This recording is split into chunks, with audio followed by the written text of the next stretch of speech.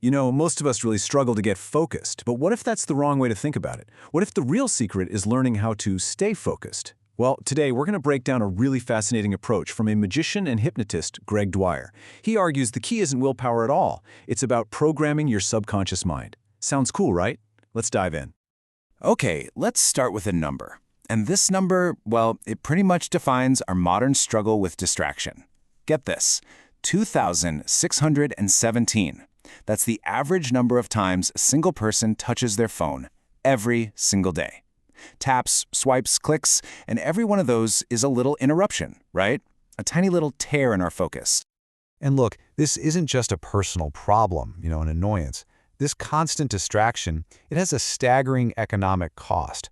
We're talking $650 billion. That's how much is lost every year, just in the US, because people are disengaged from their work. I mean, that's a massive, massive loss of productivity. So, what does that huge number mean for, an individual? Well, it's pretty staggering.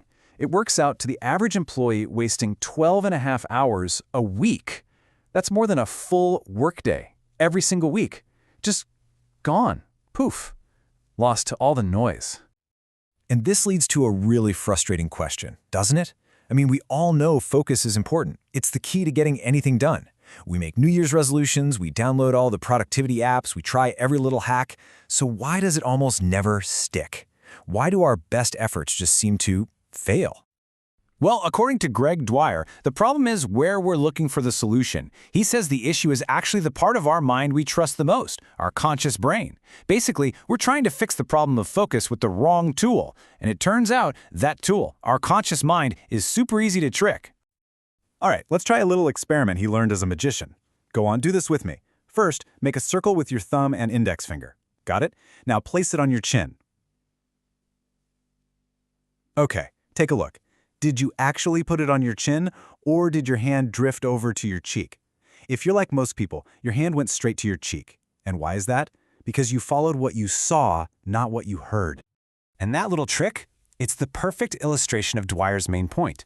It works because our conscious mind, well, it's just not that reliable. It gets totally sidetracked by other cues, and it's so easily misled. We think we're in the driver's seat, but really our conscious mind is getting pulled all over the place. So, okay, if consciously trying to focus is basically a losing game, then what's the alternative? Well, the answer isn't to try harder.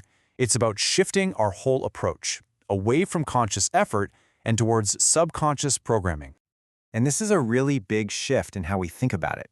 You see, the old way, right? It's all about trying to get focused. It's a constant fight, a struggle, and it relies on that conscious mind we just saw is so easy to trick. The new way? It's about training ourselves to stay focused. It works by building a subconscious habit, so it's not a struggle anymore. It just becomes automatic. So the big question is, how do you actually build that subconscious habit? Well, Dwyer has a method for it, and he calls it the magic of alignment. And this is the real secret sauce, the key to making success feel totally automatic. And here's where it gets really interesting. This isn't about some complicated new technique or another one of those trendy productivity hacks. The magic, he says, is really just about combining 4 specific ways of thinking. When you bring them all together, they create this incredible internal alignment. And that's what reprograms your subconscious. So, what exactly is this mental alignment? Well, think of it like this. It's the process of getting all those different modes of thought to work together, to be in perfect harmony. It's about getting every part of your mind aimed at the exact same target. The whole point is to make focus your default setting, so that success isn't just something you hope for, it becomes, as he puts it, automatic and guaranteed. Okay, success on autopilot sounds pretty great, right? But what does that actually look like in the real world? What are the tangible, concrete benefits when you or your whole team can tap into that kind of guaranteed focus? Well, the payoff is huge. For starters, when your team can operate with that kind of focus, you just naturally get way ahead of your competition. And of course, that directly boosts your sales, your bottom line. But maybe just as important, it creates a workplace where people are just happier. They're more engaged because they can finally do their best work without that constant battle against distraction. And this really brings it all home. This is the central idea of his whole philosophy. It's not about willpower. It's not about forcing yourself to focus with brute strength. The real magic, the kind that creates genuine breakthroughs, comes from that internal process, aligning your mind. So that leaves us with one last and I think really powerful question to ask ourselves. Just for a second, forget the daily struggle.